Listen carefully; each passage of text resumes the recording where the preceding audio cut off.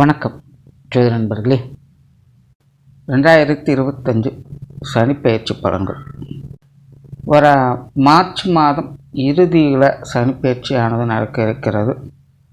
தனது சொந்த ராசியான கும்ப ராசியிலிருந்து சனி மீன ராசிக்கு பெயர்ச்சியாகி 2027 வரைக்கும் அங்கே சஞ்சாரம் செய்துட்டு வருவாங்க. பொதுவாக இந்த 2025ஆம் வருடத்தை பொறுத்த வரைக்கும் பெரும்பாலான ஜோதிடர்களுடைய கருத்துக்கள் அப்படிங்கிறது கொஞ்சம் நெகட்டிவான விஷயங்களை நோக்கி தான் இருக்குது. நானும் கூட இந்த 2025ஆம் வருட பலன்களை அதெல்லாம் எப்படி என்ன அப்படிங்கிறது கொஞ்சம் தெளிவாகவே சொல்லியிருப்பேன். ஆனால் இது எல்லாத்துக்கும் பேஸாக இருக்கிறதே பார்த்திங்கன்னா இந்த சனிப்பெயர்ச்சி தான். சனியினுடைய இந்த மாற்றங்களால் தான் பலவித நெகட்டிவான விஷயங்கள் அப்படிங்கிறது செயல்பட போகுது. அதுலேயும் இந்த வருடம் குறிப்பிடத்தக்க வகையில் சனிப்பெயர்ச்சி அன்னைக்கே பார்த்திங்கன்னா இந்த வருடத்தினுடைய முதல் சூரிய கிரகணமும் ஏற்படுது. இந்த வருடம் ஏற்படக்கூடிய அந்த சூரிய கிரகணம் அப்படிங்கிறது கொஞ்சம் பவர்ஃபுல்லாக தான் இருக்கும். ஸோ முடிஞ்சால் அன்றைய தேதியில் இல்லைன்னா அன்றைய வாரம் முழுக்கவே பார்த்திங்கன்னா கர்ப்பிணி பெண்கள், அதிக அளவில் நோய்வாய்ப்பட்டிருக்கிறவங்க, தொடர்ந்து 2-3 வருடங்களுக்கு மேலாக மருந்துகளை கொண்டு இருக்கக்கூடியவங்க, உடல் பலகீனம் மிக்கவங்கலாம் பார்த்திங்கன்னா கொஞ்சம் கவனமாக இருங்க. ஏன்னா அன்றைய காலகட்டம் அப்படிங்கிறது உடல் ரீதியாகவும் மன ரீதியாகவும் கொஞ்சம் பாதிப்புகளை அது ஏற்படுத்த தான் செய்யும். முற்பகல் செய்யும் பிற்பகல் விளையும் சொல்கிற மாதிரி காலையில் எல்லாம் சுற்றிட்டு மத்தியானம் வந்துட்டு எனக்கு ஒன்றும் ஆளே நல்லா இருக்கல அப்படிங்கிற கேட்குற விஷயம் கிடையாது. இதெல்லாம் ரொம்பவுமே மைன்யூட்டாக நடக்கக்கூடிய விஷயங்கள். அதோடைய ரிசல்ட்டு பாதிப்புகள் அப்படிங்கிறதெல்லாம் ரொம்ப லேட்டாக தான் தெரியும். பல பிரச்சனைகள் இதனால் இப்படித்தான் நடந்திருக்கு அப்படின்னு புரிஞ்சிக்காமல் இருக்கிறதுக்கு முக்கிய காரணமே இந்த மாதிரியான விஷயங்கள் தான். எல்லோரும் என்ன நினைக்கிறாங்கன்னா அப்போதைக்கப்பே ரிசல்ட்டு கிடைச்சோன்னா அப்போ தான் அதுக்கு சம்மந்தப்பட்டது அப்படின்னு நினச்சிக்கிறது. பட் எல்லாத்துலேயுமே அது அப்படி நடக்காது. சில விஷயங்கள் உடனுக்குடனே ரிசல்ட் கொடுக்கும், சில விஷயங்கள் ரொம்பவுமே நாள் பட்ட பிறகு தான் பலனை கொடுக்கும்.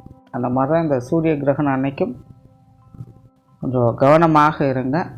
இன்னொரு விஷயம், இந்த பச்சிளம் பிள்ளைகள்லாம் இருக்காங்க அப்படின்னா கொஞ்சம் கவனமாக பார்த்துங்க. அவங்களுக்குலாம் கொஞ்சம் ஹெல்த் இஷ்யூஸ் இந்த டைமில் வர்றதுக்கான வாய்ப்புகள் இருக்குது.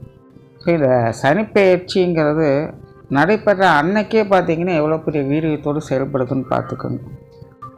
அந்த ஜோதிடத்தை பொறுத்த வரைக்கும் இந்த கிரக பயிற்சிகள் அப்படிங்கிறது ரொம்ப ரொம்ப முக்கியம். அதுலேயும் மெயினாக பார்த்திங்கன்னா குரு பயிற்சி அண்ட் சனிப்பெயர்ச்சி அப்படிங்கிறது ரொம்ப ரொம்ப முக்கியம். ஏன்னா குரு முழு சுப கிரகமாக இருக்கிறதுனால நல்ல விஷயங்களை பற்றி தெரிஞ்சுக்கலாம். அண்ட் சனி அதுக்கு அப்படியே ஆப்போசிட். அதுவும் இல்லாமல் அதனுடைய டிரான்சிஷன் பீரியடுங்க அப்படிங்கிறதும் ஜாஸ்தி.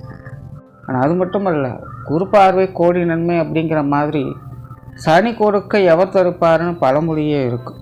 ஸோ சனியை பொறுத்த வரைக்கும் உன்னை கொடுக்கணும் அப்படின்னு முடிவு பண்ணிருச்சு அப்படின்னா அதை தடுக்கிறதுக்கு கடவுளாலையும் முடியாது அப்படின்னு பழமொழிகளே இருக்குது. ஸோ அப்படிப்பட்ட இந்த சனியினுடைய பெயர்ச்சி எப்படி இருக்கும் அப்படின்னு தெரிஞ்சுக்கிறதுக்காக இந்த சனிப்பெயர்ச்சி பலன்கள் அப்படிங்கிறதும் ஜோதிடத்தில் ரொம்பவுமே முக்கியமாக கருதப்படுது. அந்த சனியை பொறுத்த வரைக்கும் என்ன தான் இது ஒரு நெகட்டிவான விஷயங்களை கொடுத்தாலும் எப்போவுமே ஒரு கதவு அடைத்தால் இன்னொரு கதவு திறக்கும் அப்படிங்கிறது எல்லாருக்கும் தெரிஞ்ச விஷயம் தான். ஸோ முழுவதுமே நெகட்டிவான விஷயங்கள் அப்படிங்கிறது இருக்காது. நெகட்டிவ் இருந்தாலும் கூட அங்கேயும் சில பாசிட்டிவான விஷயங்கள்லாம் இருக்கும். அதனால தான் இந்த சனிப்பெயர்ச்சி பலனை எதுக்கு முக்கியமாக ஜோதிடம் பார்க்குது அப்படின்னா, நல்லது நடக்கலைனாலும் பரவாயில்ல, கெட்டது எதுவும் நடக்காமல் இருந்தால் அதுவே ஒரு பெரிய நல்ல விஷயந்தான் அப்படிங்கிறதுக்காக தான். ஸோ அப்படி இந்த மீன ராசியில் அடி எடுத்து வைக்கும் சனி உங்கள் ராசிக்கு என்ன மாதிரியான பலன்களை கொடுக்கும் அப்படிங்கிறத பற்றி தான் பார்க்க போகிறோம். ரிஷபராசிக்கு 9க்கும் 10க்கும் அதிபதியாக இருக்கக்கூடிய சனி இனி ராசிக்கு 11ஆம் இடத்துல லாபஸ்தானத்தில் அடுத்த 2 வருட காலம் சஞ்சாரம் செய்துட்டு வரும். பொதுவாக ஜோதிடத்தில் இந்த 9, 10ஆம் இடங்கள் அப்படிங்கிறது தர்ம கர்மாதிபதி யோகத்தை உண்டாக்கும். ஆனால் ரிஷபத்தை பொறுத்த வரைக்கும் இந்த 2 ஸ்தானங்களுக்குமே அதிபதி சனி தான். அதனால தான் இந்த சனி கொடுக்க எவர் தடுப்பார் அப்படிங்கிற பழமொழி ரிஷபராசிக்காரங்களுக்கு முழுமையாக பொருந்தும். நல்லதும் சரி கெட்டதும் சரி இவரை மாதிரி பாரபட்சம் இல்லாமல் கொடுக்கக்கூடிய ஒரு கிரகத்தை ரிஷபராசிக்காரங்களுக்கு சொல்ல முடியாது. அதனால தான் 7 லட்சம் அஷ்டமச்சனியால் வந்தது அப்படின்னால அவங்கள படாத பாடு படுத்தி எடுத்துருது. அதுவே நல்ல ஸ்தானங்களில் வரும்போது அதற்குண்டான நற்பலன்களையும் அது கொடுத்துட்டு போகும். இந்த மாதிரி ரிஷபராசிக்காரங்களுக்கு வரக்கூடிய சனிப்பெயர்ச்சியானது மேலே ராசியின் அடிப்படையில் ஒரு சாதகமான அமைப்புகளை கொடுக்குது. ரிஷபராசிக்காரங்களுக்கு மனோபலம் மனோதைரியம் அதிகரிக்கக்கூடிய ஒரு காலகட்டமாக இருக்கும். மன தெளிவுகளை கிடைக்க பெற்று வருவாங்க. நார்மலாகவே இந்த 11ஆம் இடத்துல சனி இருக்கிறது அப்படிங்கிறது ஜோதிட ரீதியாக நற்பலன்களை கொடுக்கக்கூடிய ஒரு கிரகமாக இருக்கும். ரிஷபராசிக்கு தர்ம கர்மாதிபதி யோகத்தோடு செயல்படுறதுனால இன்னும் கூடுதல் சிறப்புகள் அப்படின்னே சொல்லலாம். அதனால் இந்த சனிப்பெயர்ச்சியை பொறுத்த வரைக்கும் ரிஷபராசிக்காரங்களுக்கு ஒரு யோகமான பயிற்சி அப்படின்னே சொல்லலாம். மெயினாக இது மன தெளிவுகளை கொடுக்கும். மனம் இருந்தால் மார்க்கம் உண்டுன்னு பழமொழி. இந்த மனத்தெளிவுகள் இல்லாதனால தான் ஏகப்பட்ட பிரச்சனைகளை சந்திக்க வேண்டியது இருக்கும். இந்த அஷ்டமச்சனி காலத்தில் எதெல்லாம் உங்களுக்கு பிரச்சனைகளாக மாறிச்சோ அது எல்லாத்தையுமே சரி பண்ணுவதற்கான ஒரு வாய்ப்புகளாக இந்த சனி பயிற்சி உங்களுக்கு அமையும். காரிய ரீதியான சிறப்புகளை பெறக்கூடிய ஒரு பயிற்சியாகவும் இருக்கும். காரிய தடைகள் முழுவதுமாக அகலும். பொதுவாக இந்த ரிஷபராசிக்காரங்களுக்கு தன்னுடைய காரிய திறனால் மற்றவங்களை அட்ராக்ட் பண்ணணும் அப்படிங்கிற எண்ணம் அதிகமாக இருக்கும். மற்றவங்களை வசீகரிக்கக்கூடிய வகையில் மற்றவங்களுடைய பாராட்டுக்களை பெறக்கூடிய வகையில் காரியங்களை செய்யணும் அப்படின்னு ஆசைப்படுவாங்க. ஆனால் பாருங்கள், ரிஷபராசிக்காரங்களை பொறுத்த வரைக்கும் நிறைய எடுத்தவங்க ஒருத்தவங்க செய்ய முடியாது. படிப்படியான முன்னேற்றங்கள் தான். அனுபவ வாழ்க்கை தான் அவங்களுக்கு சிறப்புகளை கொடுக்கும். சொல் புத்தி சுய புத்தியை காட்டிலும் அனுபவ புத்தி தான் அவங்களை முன்னேற்றங்களுக்கு கொண்டு போய் கொடுக்கும். அந்த மாதிரி இவ்வளோ நாளாக நீங்கள் பட்ட கஷ்டங்கள்லேருந்து தெரிந்த விஷயங்கள், அந்த அனுபவங்களை வைத்து இனி அதன் மூலமாக ஆதாயங்களை பெறக்கூடிய சூழ்நிலைகளை இந்த சனிப்பெயர்ச்சியானது உங்களுக்கு கொடுக்கும். காரிய தடைகள் முழுவதுமாக விலகும். காரிய சிறப்புகளையும் கிடைக்கப்பெற்று வருவீங்க. குறிப்பாக கரியர் பேஸ்டான விஷயங்களில் ரிஷபராசிக்காரங்களுக்கு நிறைய மாற்றங்கள் அப்படிங்கிறது நிச்சயமாக இருக்கும். புதிய வேலை வாய்ப்புகள், தொழில் வாய்ப்புகள் போன்ற விஷயங்கள்லாம் சாதகமான நிலைகளில் இருக்கும். நீங்கள் விரும்பியபடி வேலை தொழில் அமைவதற்கான வாய்ப்புகள் ரிஷபராசிக்காரங்களுக்கு பூரணமாக இருக்கும். அதே போல் தொழில் வேலை உத்தியோக ரீதியாக இருந்து வந்த சிரமங்கள் அலைச்சல்கள் எல்லாமே இனி படிப்படியாக குறைய ஆரம்பிக்கும். உங்களுடைய உத்தியோக நிமித்தமாக முன்னேற்றங்களை பார்க்க முடியும். கண்டிப்பாக ரிஷபராசிக்காரங்க எல்லாருமே பார்த்திங்கன்னா இனி வரக்கூடிய காலகட்டங்களில் கொஞ்சம் பிஸியாக தான் இருக்க ஆரம்பிப்பாங்க. எப்போவுமே வேலைகளில் மும்முரமாக இருப்பாங்க. அதனுடைய நற்பலன்களையும் கிடைக்கப்பெறுவாங்க. இதுவரைக்கும் வெறுமனே வேலையை மட்டுமே பார்த்து கொண்டு வந்த உங்களுக்கு இனி அதனுடைய பலன்களையும் பார்க்கக்கூடிய அமைப்புகள் அப்படிங்கிறது உருவாகும். இப்போ தொழில் வேலை உத்தியோக ரீதியாக முன்னேற்றம் பெறக்கூடிய அமைப்புகள், இடமாற்றங்கள் போன்ற விஷயங்கள் உங்களுடைய எதிர்பார்ப்புகளை பூர்த்தி செய்கிறது. ஊதிய உயர்வுகள், உத்தியோக உயர்வுகள், பதவி உயர்வுகள் போன்ற விஷயங்கள்லாம் இந்த காலகட்டங்களில் சிறப்பாகவே அமையும். இதுவாக ரிஷபராசிக்காரங்க இந்த காலகட்டங்களில் என்ன நினைக்கிறாங்களோ அதை செய்து காட்டக்கூடிய அந்த உத்வேகமும் தன்னம்பிக்கையும் அவங்களுக்கு மிகுதியாக இருக்கும். அப்புறம் பார்த்துக்கலாம் அப்படின்னு கிடப்பிட போகிற விஷயங்கள் எதுவும் இருக்காது. எதாக இருந்தாலும் பார்த்துக்கலாம் அப்படிங்கிற அந்த மனோ திடமும் மனோ பக்குவமும் உங்களுக்கு முழுமையாக வேலை செய்யும். ஒரு பாசிட்டிவான மனநிலையோடு செயல்படக்கூடிய அமைப்புகளை ரிஷபராசிக்காரங்கள்கிட்ட முழுமையாக பார்க்க முடியும். அதே போல் பொருளாதார ரீதியான வளர்ச்சிகள் ரிஷபராசிக்காரங்களுக்கு சாதகமாகவே இருக்கும். ஏற்கனவே ரிஷபராசிக்காரங்களுக்கு தொழில் வேலை உத்தியோகத்தில் நல்ல மாற்றங்கள் கிடைச்சிருந்தாலும் கூட பொருளாதார ரீதியாக சிரமப்படக்கூடிய அமைப்புகள் இருந்துக்கிட்டு தான் இருக்கும். பட் இருந்தாலும் இப்போது சமீப காலங்களில் அதையும் கொஞ்சம் ஈஸியாக சமாளிச்சுட்டு வரக்கூடிய அமைப்புகளை அவங்க பார்த்துக்கிட்டு வர்றாங்க. இந்த சனிப்பெயர்ச்சிக்கு பிறகு பார்த்திங்கன்னா உங்களுடைய பொருளாதார நிலையில் நல்ல மாற்றங்களையும் முன்னேற்றங்களையும் பார்க்க முடியும். சேமிப்புகள் கட்டாயமாக உயரக்கூடும். ஏதோ ஒரு வகையில் பொருள் வரவுகள், பண வரவுகள் அப்படிங்கிற ரிஷபராசிக்காரங்களுக்கு சிறப்புகளை கொடுத்து வரும். உண்மையிலே இப்போ கிடைக்கக்கூடிய இந்த பண விஷயங்கள், பொருளாதாரம் சார்ந்த விஷயங்கள் தான் உங்களுக்கு இனி அடுத்தடுத்து வரக்கூடிய காலகட்டங்களில் உதவியாக இருக்க போகுது. அந்த வகையில் பொருளாதாரம் சார்ந்த விஷயங்கள், கொடுக்கல் வாங்கல் விஷயங்கள், சேமிப்புக்கு சம்பந்தப்பட்ட விஷயங்கள் அனைத்துமே ரிஷபராசிக்காரங்களுக்கு பல வகையிலும் சிறப்புகளை கொடுக்கும். நிறைய பேருக்கு உத்தியோக ரீதியாக ஊதிய உயர்வுகள் போன்ற விஷயங்கள்லாம் இந்த காலகட்டங்களில் எதிர்பார்க்க முடியும். சிலரெல்லாம் பார்த்திங்கன்னா இந்த இன்வெஸ்ட்மெண்ட் சம்மந்தப்பட்ட விஷயங்களில் கூட இறங்குவதற்கான வாய்ப்புகள் அதிகமாக இருக்குது. அது சார்ந்த விஷயங்களும் நன்மைகளை பார்த்து வருவாங்க. லாங் டேர்ம் இன்வெஸ்ட்மெண்ட் அப்படிங்கிறதும் பொதுவாகவே சிறப்பாக இருக்கும். ரிஷபராசிக்காரங்களுக்கும் இந்த மாதிரி லாங் டேர்ம் இன்வெஸ்ட்மெண்ட் தான் சிறப்புகளை கொடுக்கும். ஸோ அந்த மாதிரியான விஷயங்களை கூட இந்த சனிப்பெயர்ச்சிக்கு பிறகு அவங்க செயல்பட ஆரம்பிப்பாங்க. கடன் சுமைகள், கடன் பிரச்சனைகள் வெகுவாக குறையும்.